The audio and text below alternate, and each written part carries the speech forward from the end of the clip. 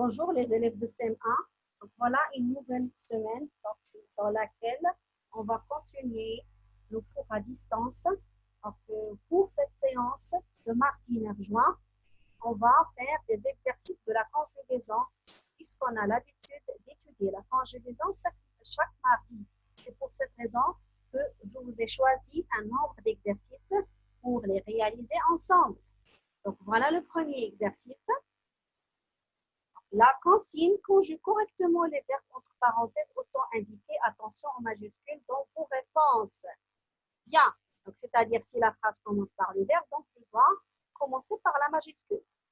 Nous, c'est le verbe avoir au présent de l'indicatif. Donc, bien sûr, vous allez tous savoir que c'est avant. Nous avons. Nous avons.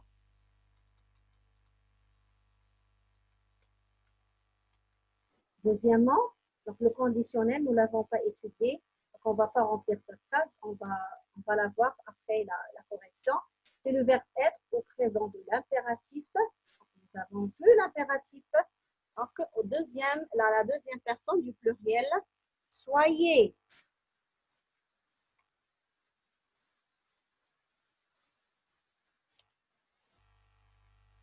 Et la phrase suivante, après les efforts de la matinée, c'est le verbe manger au passé simple. Hein, le passé simple, on a vu le passé simple. Récemment, pendant cette quatrième période, on a vu le passé simple. Donc, ils mangèrent. Mangèrent. Donc, bien sûr, je ne vais pas écrire tes réponses. Donc, on va faire cela collectivement pendant la séance. Donc, pas maintenant. Après, donc, il y a un autre exercice. Voilà le deuxième exercice. C'est toujours dans le cadre de la conjugaison, mais la consigne est différente ici. Retrouver le bon temps de l'indicatif pour chacun des verbes en gras ci-dessous. Voilà.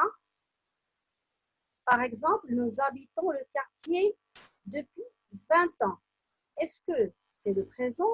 Parfait. Donc, ça se voit très bien que c'est le présent. Donc, je coche. Je passe. La nuit dernière, j'ai travaillé. Donc, c'est le passé composé. Je passe. Nous aurons déjà mangé quand tu arriveras. Donc, ici, c'est le futur antérieur. Nous ne l'avons pas fait. Je vais le cocher. Donc, on va juste indiquer le temps des verbes qui sont en gras. Je marchais. On a parfait.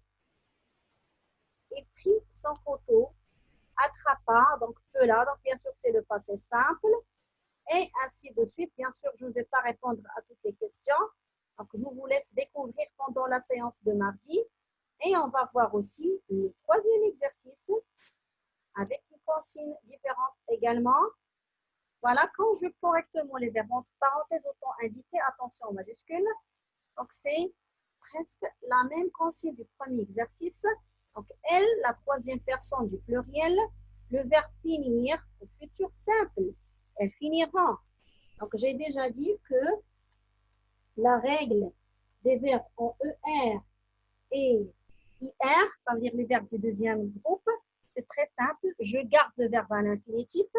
Je rajoute juste la terminaison. Donc, le verbe engloutir, donc au présent de l'indicatif, le verbe salir au passé composé, le verbe parcourir au plus que parfait. Donc, je vais vous expliquer le plus que parfait, même si on ne l'avons pas fait, c'est très facile de le conjuguer au plus que parfait. Donc, le verbe s'enfuir au passé simple, le verbe se tenir au subjonctif. Donc là, vous n'allez pas répondre à cette question. Donc, donc le conditionnel et le subjonctif, c'est pour le CM2, mais ça n'empêche, il faut avoir une idée parce que vous êtes considérés maintenant des élèves de CM2. Vous n'êtes plus au CM1, vous êtes déjà passé au CM2, n'est-ce pas? Donc, c'est pour cela qu'il faut avoir une idée sur ces temps, le futur antérieur, le présent du conditionnel et le subjonctif. Bien, donc après ces exercices, nous allons faire une petite activité de la lecture. Donc, soyez nombreux à assister à la séance de mardi. Merci les